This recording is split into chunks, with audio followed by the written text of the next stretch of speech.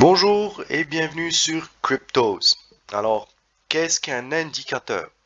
Aujourd'hui, on va voir ensemble qu'est-ce qu'un indicateur, comment s'en servir, quels sont les genres d'indicateurs essentiels et quelle est la psychologie à adopter dans notre stratégie de trading par rapport à l'indicateur et comment l'adapter à notre stratégie.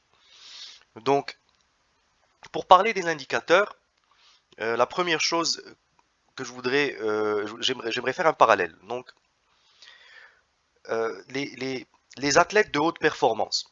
Vous êtes bien d'accord avec moi que ce sont des gens qui s'entraînent plusieurs heures par jour, d'accord, afin de pouvoir performer dans des grandes compétitions.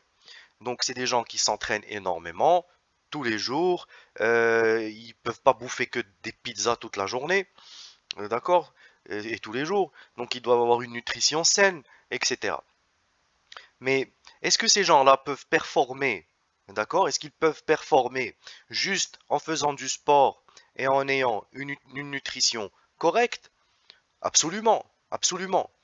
Mais vous savez bien que pour euh, entrer le premier ou parmi les trois premiers, ben vous ne pouvez pas vous limiter à juste de la nourriture et du sport. Vous avez besoin d'une stratégie, etc., etc.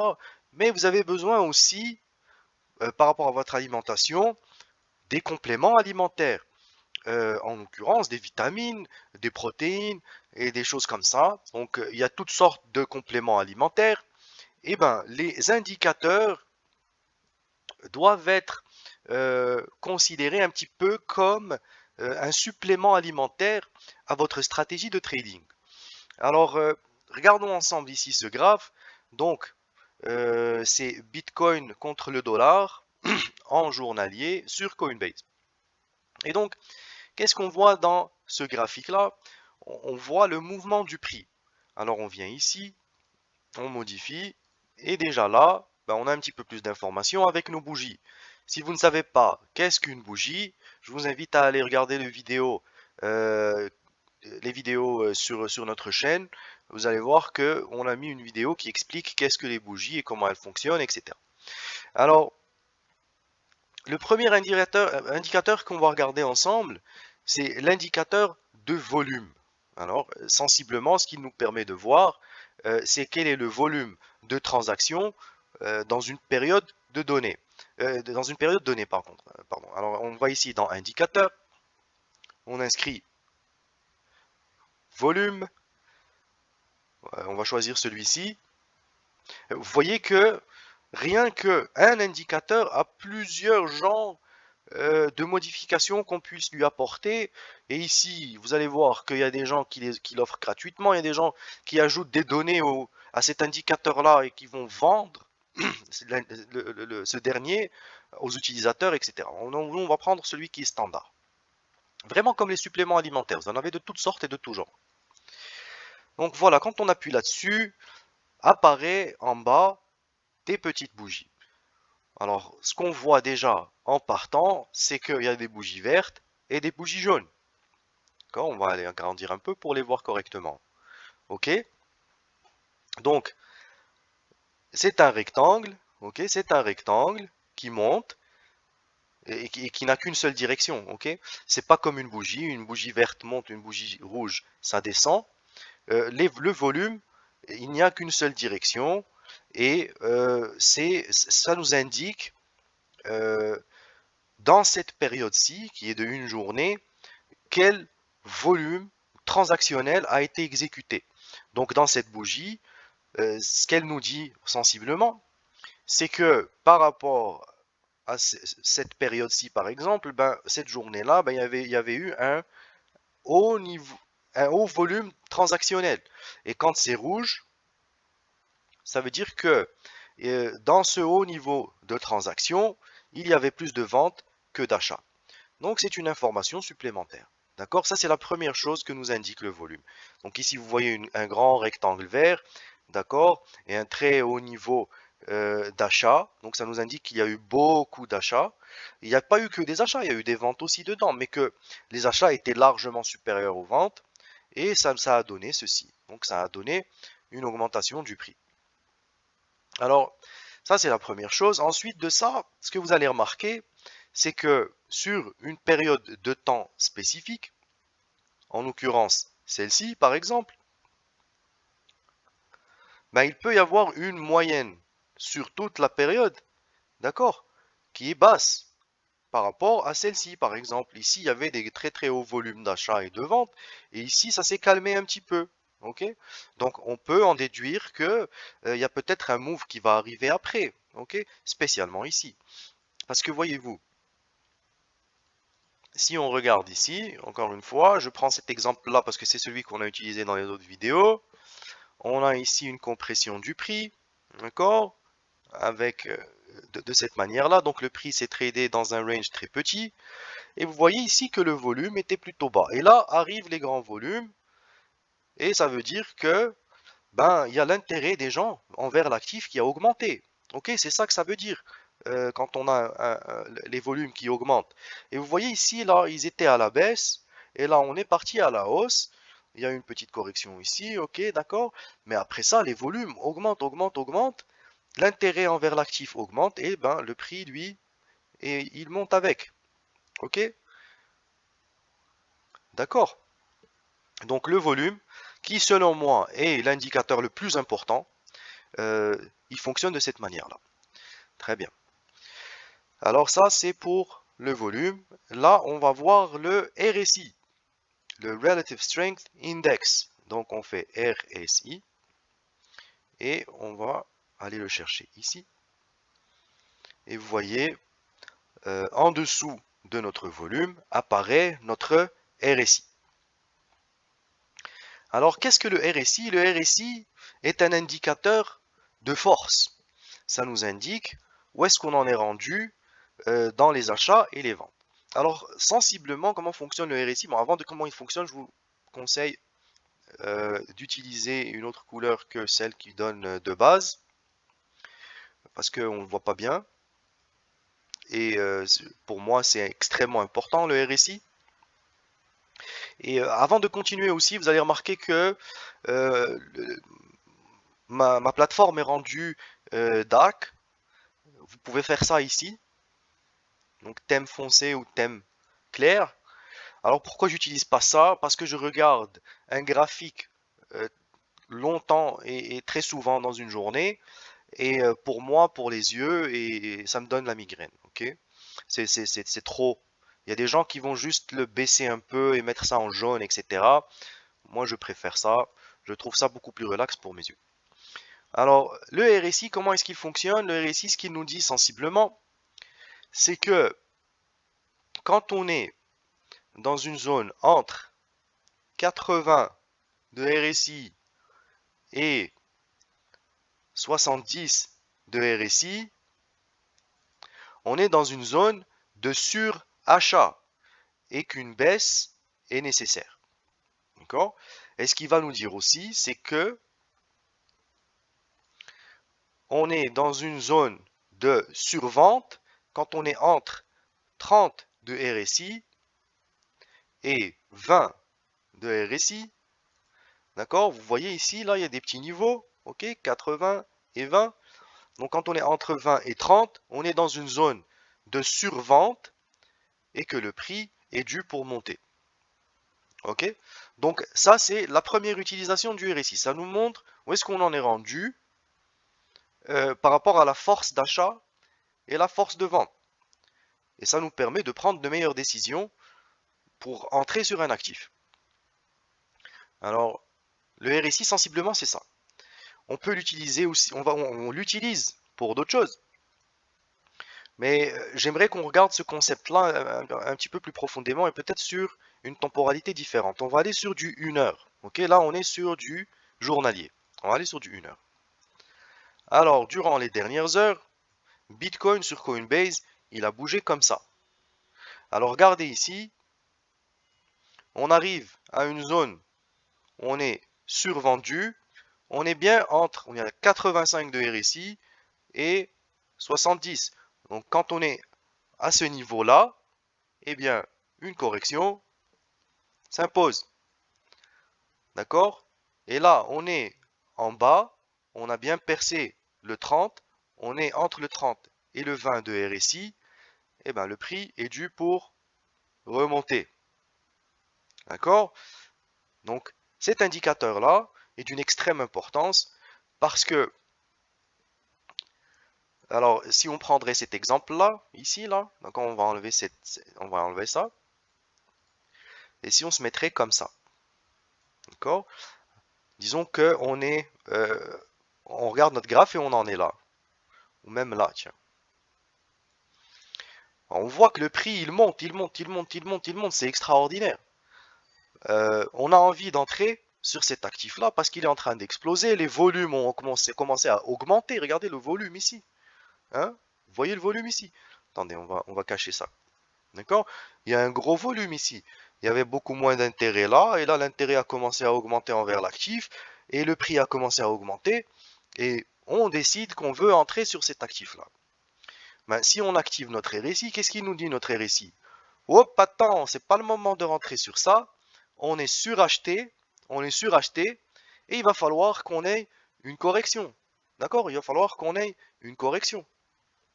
Ok, il va falloir qu'on ait une correction et on va avoir de meilleures entrées sur l'actif.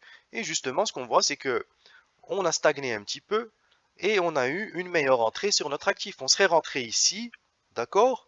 Si on serait rentré ici, à ce niveau-là, comme on le voyait, suite à l'augmentation de l'intérêt envers l'actif, surtout en achat, etc., ben, on aurait eu à accepter cette volatilité dans notre trade. Ça veut dire on serait rentré là. En d'autres termes, il aurait fallu accepter et regarder notre actif perdre de la valeur. Ce qui n'est pas nécessairement la meilleure entrée sur l'actif. Alors qu'en utilisant le RSI, on aurait bien vu qu'on est suracheté. On aurait attendu que le RSI soit en bas, qu'il nous dise, d'accord, là, on est dans une zone où on est survendu. Ok? Tiens, on va changer de couleur ici. Pour pouvoir faire notre achat, d'accord? Et entrer sur l'actif et puis rider la vague haussière. Ok? Alors, très bien, jusque-là, je crois que le RSI, on comprend bien. Maintenant, le RSI, on l'utilise aussi pour autre chose. On l'utilise pour ce qu'on appelle les divergences. Alors, qu'est-ce qu'une divergence? Une divergence, c'est quand le RSI nous montre une chose et que le prix sur le chart, il en fait une autre. Alors, je vais essayer de vous trouver une divergence dans les...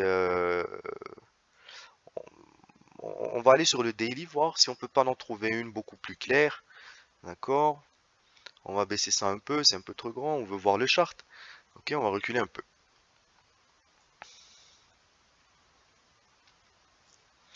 On va essayer de trouver une petite divergence.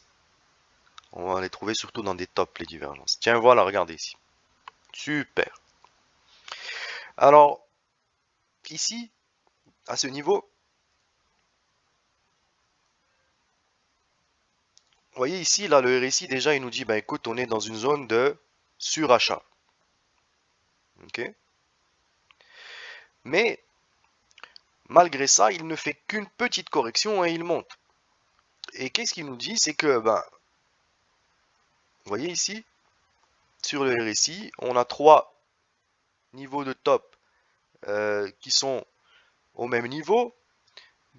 Et pourtant, dans le RSI, dans le chart, ben, le prix a continué à monter. Et ça, c'est ce qu'on appelle une divergence.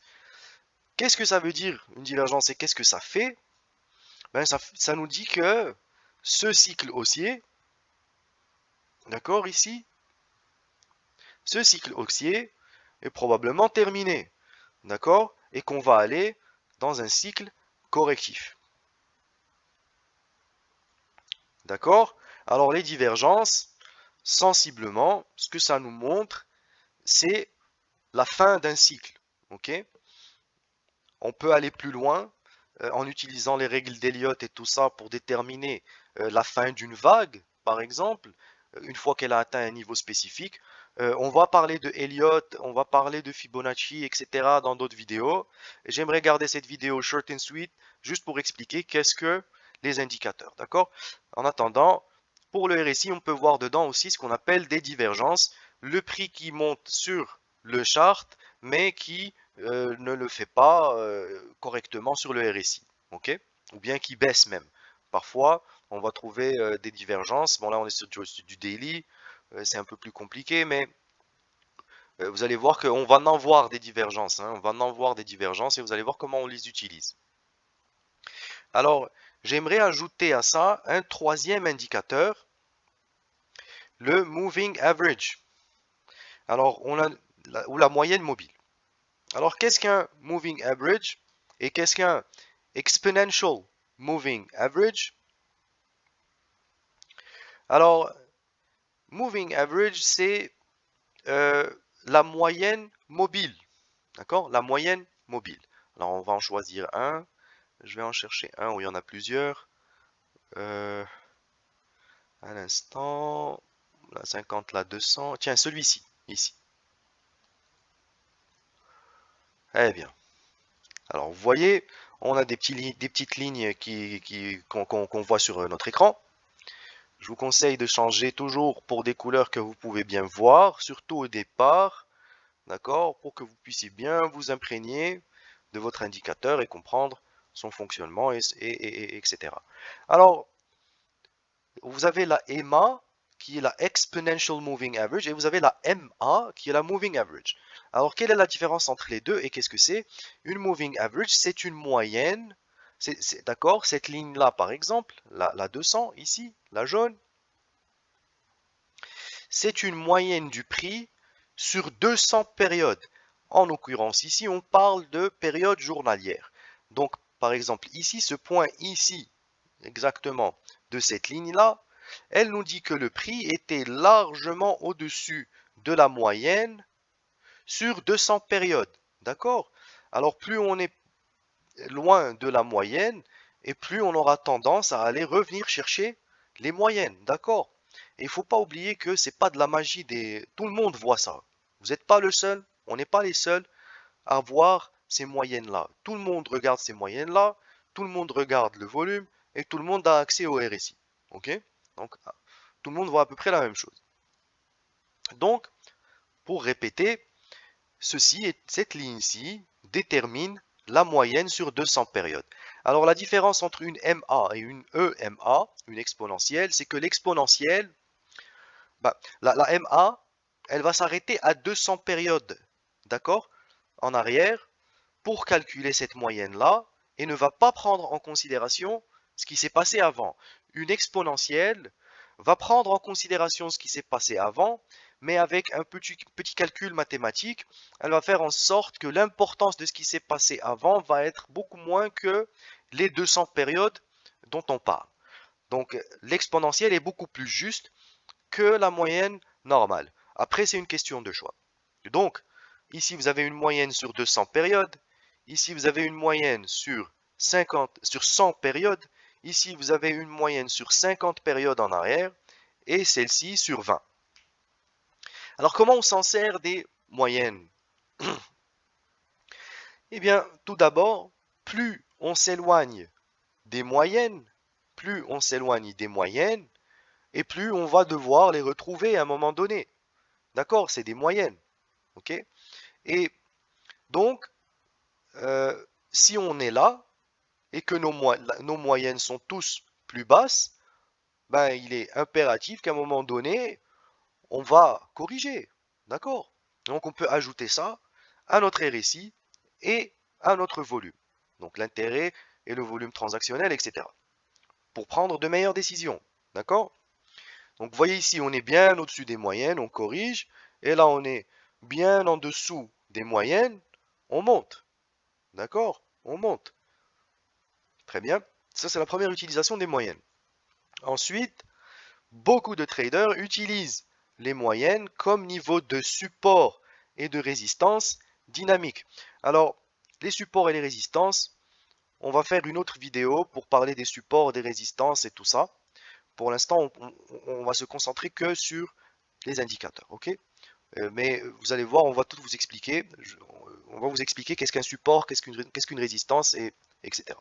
Donc, on peut utiliser comme support et comme résistance nos moyennes. Donc, vous voyez bien ici, là, attendez, on va regarder cet exemple ici. Ok? Alors ici, on est bien en dessous de nos 4 moyennes de 4 périodes. D'accord? Le RSI nous indique qu'on est vraiment oversold, qu'on a été survendu, un endroit de survente ici. D'accord? Et donc, c'est un excellent endroit pour rentrer sur l'actif. Ok? Pourquoi? Parce que on va aller rechercher nos moyennes et les dépasser. Ok? Et en plus de ça, notre RSI, il nous dit ici qu'on est dans une zone de survente et on regarde notre volume, hein, et on voit que dans cette période-ci, le volume était plutôt bas et que là, l'intérêt envers l'actif, bah, il est en train de monter, d'accord, sur cette période. Ça veut dire que il va y avoir du mouvement dans le prix, il y a plus de gens dans le prix, et vu qu'on a été survendu, ben, le prix va monter, d'accord? Et c'est effectivement ça qui se passe, ok? Et toujours là, c'est pas de la magie, d'accord? C'est tout simplement des mathématiques, des probabilités, des choses comme ça. Alors l'autre utilisation qu'on va faire des moyennes mobiles, c'est qu'on va les utiliser comme support et résistance dynamique. Donc vous voyez ici là le rejet, le gros rejet du prix. Alors il y a des gens qui ont acheté ici, d'accord? Mais il y a ici on a toutes sortes de gens dans le marché. Il y a des gens qui ont acheté ici et qui font du trading swing sur quelques jours. Là, on arrive à notre moyenne mobile 20. Ils veulent pas prendre plus de risques et ils vendent là. Et ils utilisent cette moyenne mobile là comme résistance. D'accord? Donc on voit ici un premier rejet, un deuxième rejet, d'accord? Un troisième rejet. On pète cette résistance là, on monte et on utilise, regardez, cette moyenne mobile ici comme résistance encore une fois. Mais là, la 20 période est utilisée comme support aussi. Et tac, on essaye de monter par-dessus cette résistance, on la marque, on trade un petit peu dessus, on rebaisse et on utilise encore une fois cette moyenne mobile comme support. D'accord? Et vice versa. Et puis ça continue à fonctionner comme ça et ça monte et ça monte et ça monte. Regardez ici, on s'extirpe de cette zone de prix, on sort et on atteint un niveau de surachat. D'accord? Surachat. On est entre 70 et 80. On est éloigné de toutes nos moyennes mobiles. Boum! On descend. D'accord? On descend et on va chercher notre premier niveau de support qui est devenu maintenant un support dynamique. Voilà, paf! Regardez. Avec précision. Ok? On n'a pas réussi à tester la email 200. On s'en est approché de quelques millimètres. Parce que les gens étaient sûrs que ça va continuer à monter ou whatever, qu'est-ce qu'ils ont fait comme analyse, ok? Donc, en utilisant les moyennes mobiles, le volume et le RSI, bah écoutez, vous êtes déjà bien loin, d'accord, de ça, ok? Ça, c'est ce que voit, c'est ce qu'on voit, et c'est ce que voit quelqu'un qui ne trade pas, ok? Vous avez très peu d'informations pour prendre de bonnes décisions, ok? Parce que ce que vous voulez éviter, en fait, ce que vous voulez éviter, c'est ça, ok? Regardez, vous voulez pas. Alors voilà, oui, oui, oui, oui, le prix a descendu, ok? Et là, on a un intérêt envers l'actif et on remonte, et vous décidez de rentrer là. Ok, pardon. Ce qu'on essaye d'éviter avec ça, c'est que on essaye de rentrer, on essaye d'éviter de rentrer là, et qu'il vous arrive ça. Ça va vous dégoûter, ça, ok? Alors que dans si on en rajoute nos indicateurs, d'abord nos bougies, et ensuite on va et on rajoute le volume, ok? On rajoute le RSI, d'accord? Et on ajoute nos emails.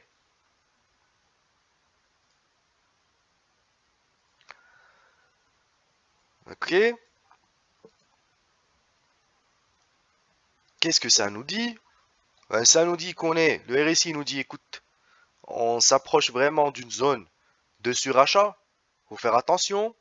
Ok? Le volume nous dit, écoute, il n'y a pas beaucoup d'intérêt envers l'actif là.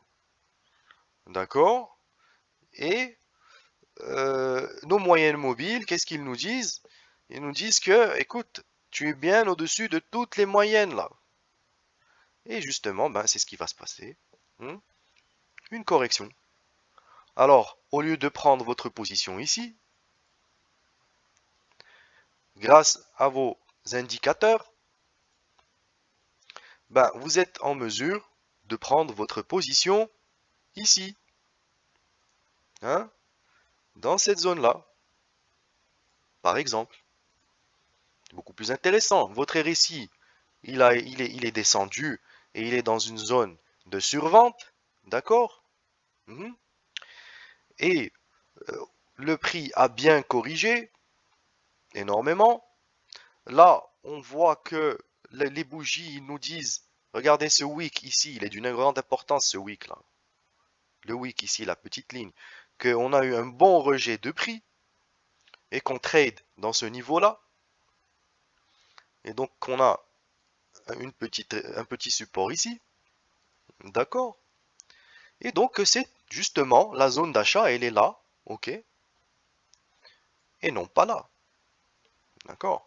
Donc c'est comme ça qu'on se sert euh, des indicateurs, c'est à ça qu'ils servent en fait. Donc je vous remercie pour votre audience. Je vous prie de vous inscrire sur la chaîne, vous abonner, appuyer sur le pouce et faites en sorte que vous recevez toutes les vidéos.